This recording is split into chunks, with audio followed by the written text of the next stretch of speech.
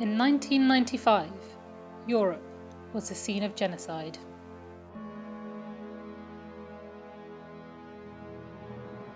Boga molio da dođe da ubije mene, ali jednostavno nisam smio da ga zovem da me ubije.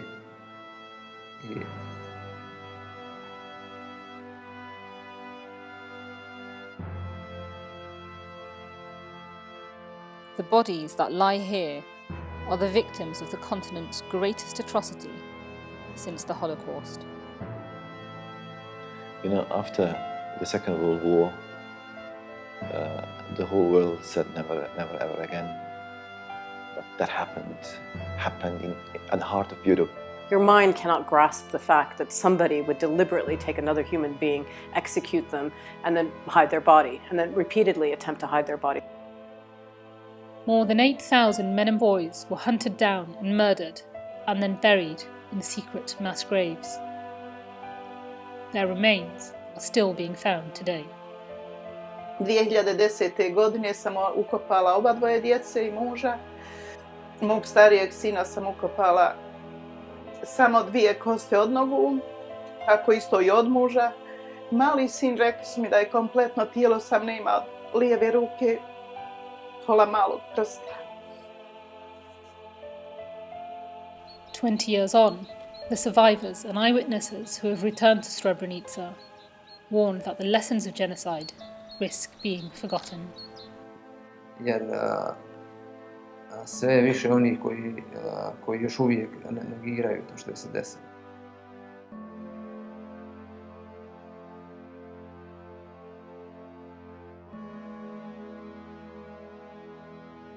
My name is Tamanna Rahman.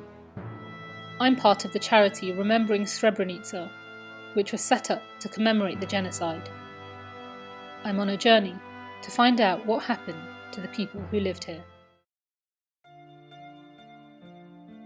Bosnia, one of the world's great crossroads, a melting pot of cultures and identities.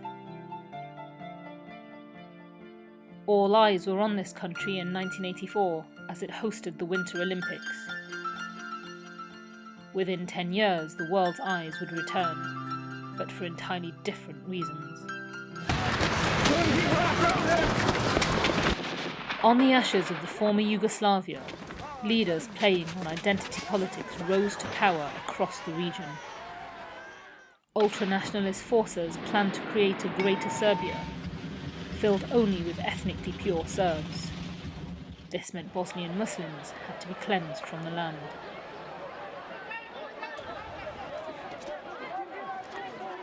The most powerful military in the region, Serb forces swept to power, sending Muslims and Croats from villages in the north and east to concentration camps and slaughtering thousands of others. This was a battle of empire expansion, dressed up as a battle of faith and ethnicity. By 1995, Serb forces had taken almost every village in eastern Bosnia and flushed them of Muslims. Srebrenica was one of only 3 places that was safe, and so tens of thousands of refugees poured in. The town, declared a UN safe zone, had been under siege for 3 years. During this period, people lived in crowded conditions, and many starved to death. But it wasn't always like this. Hatidza Mehmedović remembers what life was like before the war.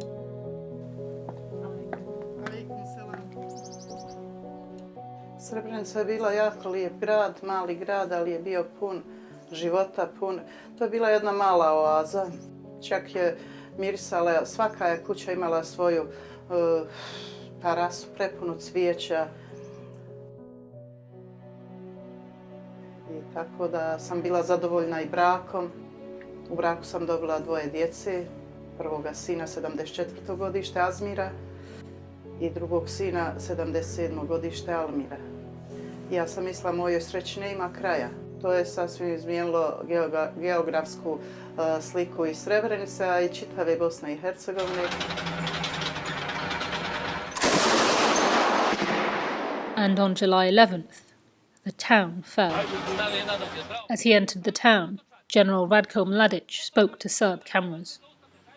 I napokon došao je trenutak da se posle bune protiv Dahija Turcima osvetimo na ovom prostoru.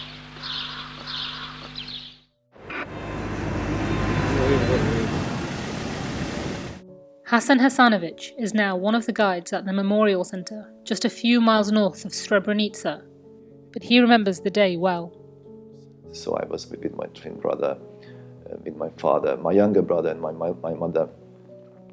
They headed to Potočari, so we didn't have time to say goodbye. We just it was all we were all in chaos. As the Serbs moved in, women and children headed for the nearby UN base in Potočari.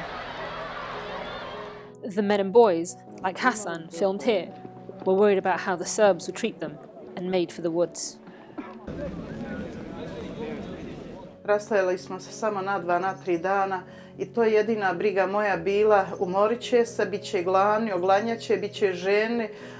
Oprostite, Suza mi je izdajica, nikad ne bi to uradila, ali Suza, mogu pričati o svemu, ali kad dođe do djece da pričam o djeci, zaista mi bude tada najteži.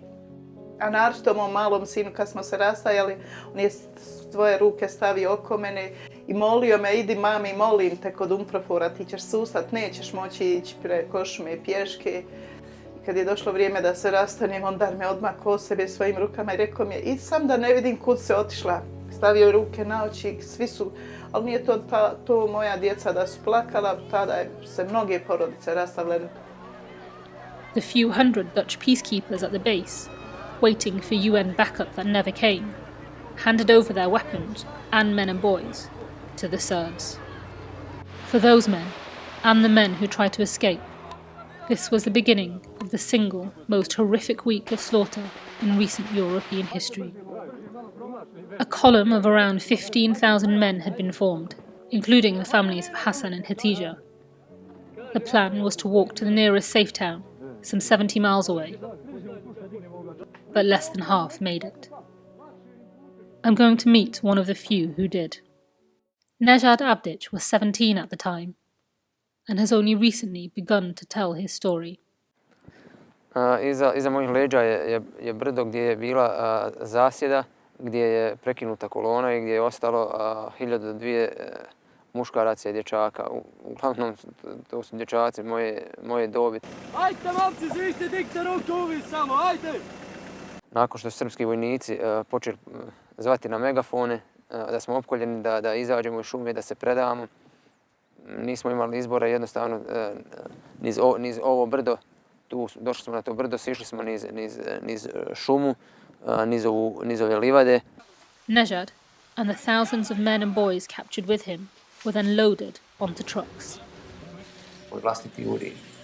I na kraju, kada smo došli ispred te zgrade i čuli smo naređenja vojnika ljudima da izlaze po 2, po 3 iz učionice, iz drugih učionica i otprilike dok bi se išli niz stepenice ispred škole, čula je se rafalna paljba.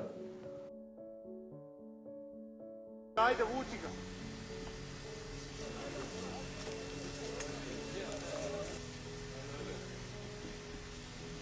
I to je trajalo skoro do ponoći. Oko ponoći je došao red na nas. Počeli smo izlaziti jedan za drugim napolje i iza stepenice ispred ulaza su se vidjeli lijevo i desno gomila mrtvih ljudi, ali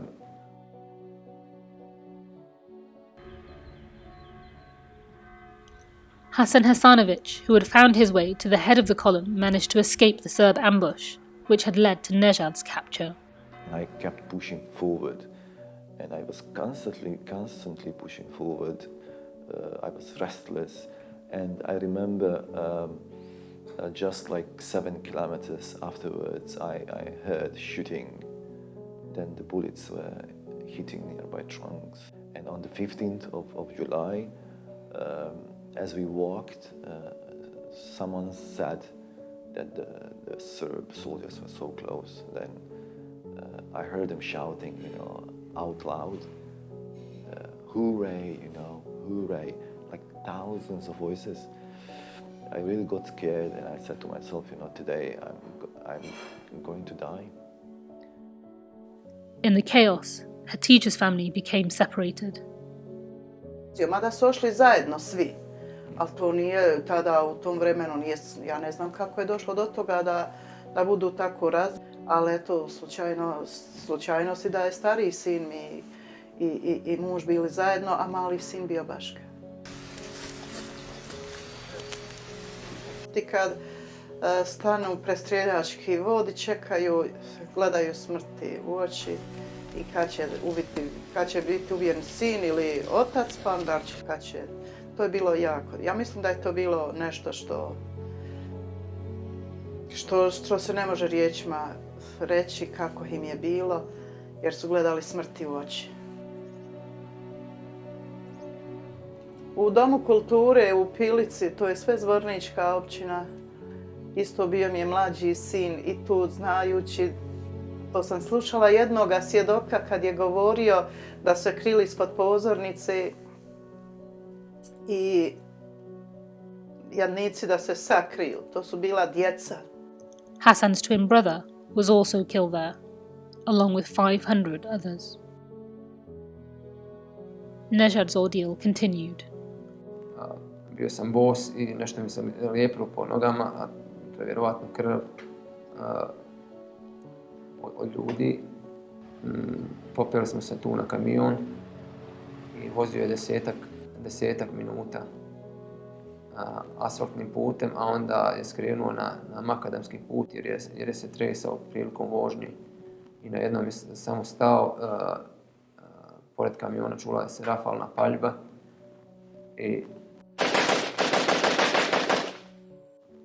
da izlazi po 5 ljudi i otprilike dok oni izađu nakon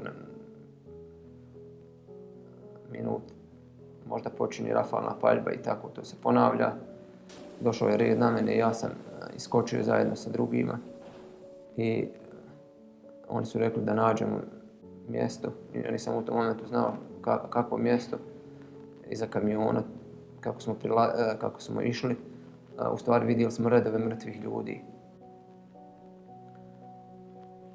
I to su sve trenuci, sve se tako brzo odvijalo i kako smo prilazili tamo tim redovima, u tom momentu ja sam samo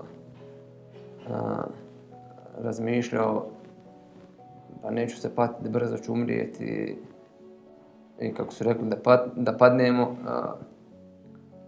počela je pucnjava i ja se ne sjećam kad sam pogođen, samo sam ležao i drhtao sam i boljela me desna strana stomaka i ruka. Meci su oko mene pogađali u kamenje i kada su bili te ljudi iza mene, tada me pogodilo u nogu. Tada me metak pogodio u nogu i imao sam užasne bolove. Nisam smio da vrisnem, ali sam se samo ustegao jako i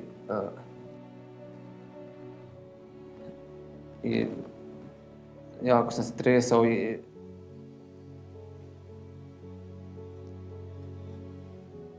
nakon nekog vremena oni završavaju sa ubijanjima i jedan od vojnika se obraća i govori drugom i ovo treba sve pregledati u koga je toplo tijelo, treba mu još po 1 metak u glavu. A on odgovara jebeš i mater, mrtve su. I na jednom samo čizma staje ispred mojih očiju i Boga molio da dođe da ubije mene, ali jednostavno nisam smio da ga zovem da me ubije.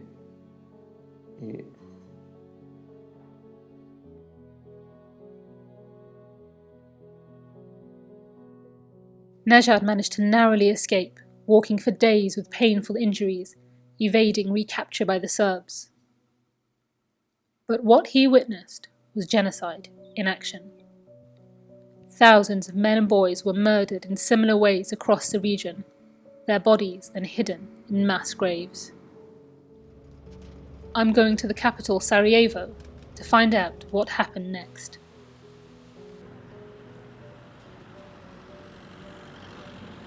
What happened in Srebrenica and the weeks after complicated what's been described as the world's greatest forensic science problem. Bosnian Serbs had buried the bodies of thousands of men in mass graves, but it soon became clear that questions were being asked about where they were. And so began the process of digging up those bodies and reburying them in different locations. And it was the job of the International Commission on Missing Persons to piece together that puzzle. Catherine Bomberger is its director. Your mind cannot grasp the fact that somebody would deliberately take another human being, execute them, and then hide their body, and then repeatedly attempt to hide their bodies. For every single body that we've identified relevant to Srebrenica, we've had to do at least 7 different DNA matches because the bodies are so disarticulated. In a normal case, we may just have 1 DNA match, for example, because the body is there. But we've basically had to reconstruct the body using a DNA match from a femur, using a DNA match from a tooth sample or from a skull sample to try to reassociate the body. And then to provide the body to the families has been equally traumatizing.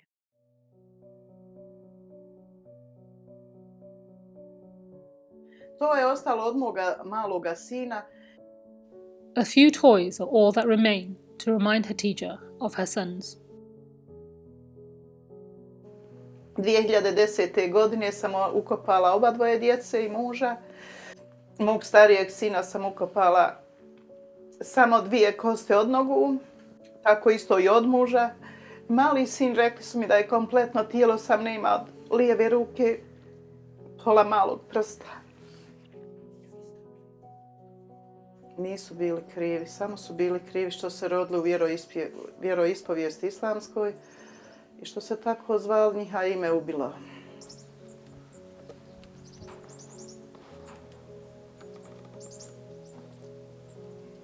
I danas živim potpuno sama. Vratila sam se u kuću što smo gradili ja i moj muž sa djecom. To je naša porodična kuća. Međutim, teško je živjeti, ali prošlost ne možemo vratiti. Iz prošlosti moramo učiti.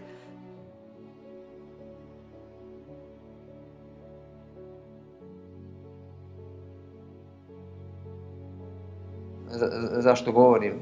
Znači, skoro 20 godina je prošlo, nikad nisam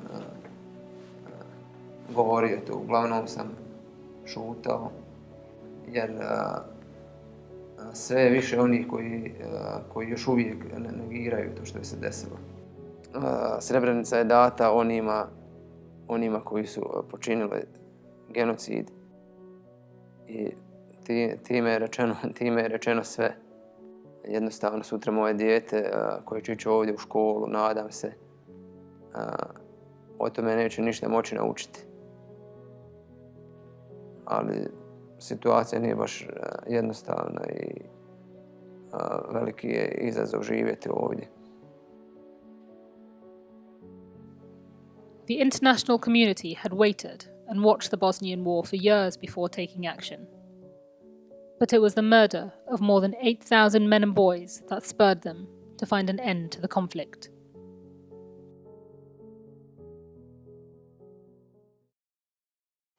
I found it quite hard to sleep last night after hearing the stories of our survivors. To be hunted through the woods like animals for days just because of your religion in Europe only 20 years ago is hard to process. The international community failed Srebrenica then, and in forgetting to commemorate it now and learn its lessons, we risk failing it again. A complex political deal means that Eastern Bosnia, including Srebrenica, is now under the control of the Serb Republic. It's a fragile peace, and for all sides, a raw subject.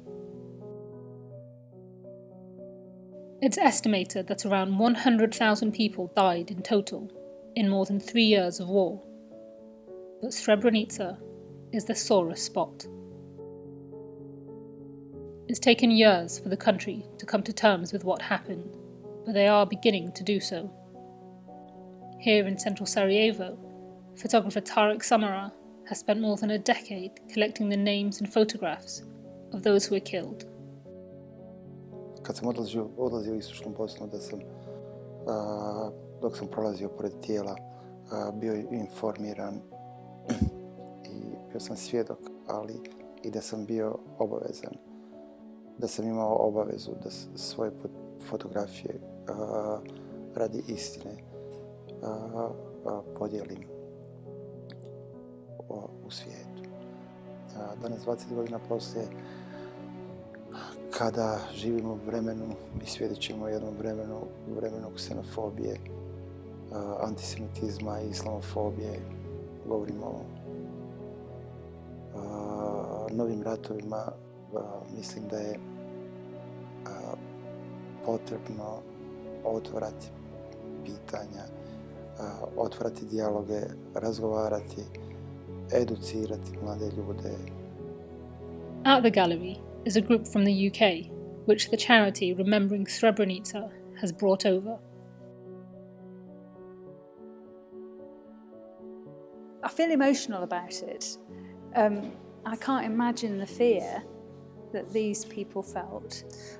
What struck me is how recent it was. You know, these are things that happened well in our lifetime. I'm thinking, where was I when this was going on? Yes. And I was working out roughly where I would have been, and it didn't touch me at all. And yet, I think in school we do Holocaust really well. Yes, we do. And this is something that's just gone right under the radar. Yes. And we need to do it a lot more. As a member of the human race, you actually look at it and you actually think to yourself, that could have, if we were born in the wrong country, behind the wrong line, that could have been us. Believe me, what happened in Bosnia can happen anywhere. It can happen even in your country if you let wrong individuals to get in power. So that is why this story is very important.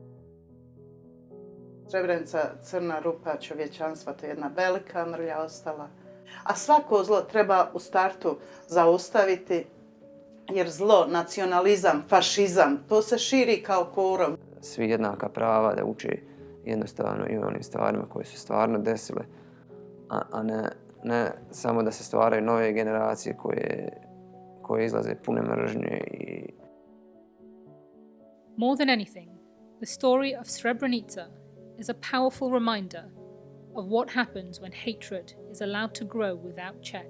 In a world where tensions over ethnicity and religion seem to be on the rise, we must continually remind ourselves of stories like this to ensure they never happen again.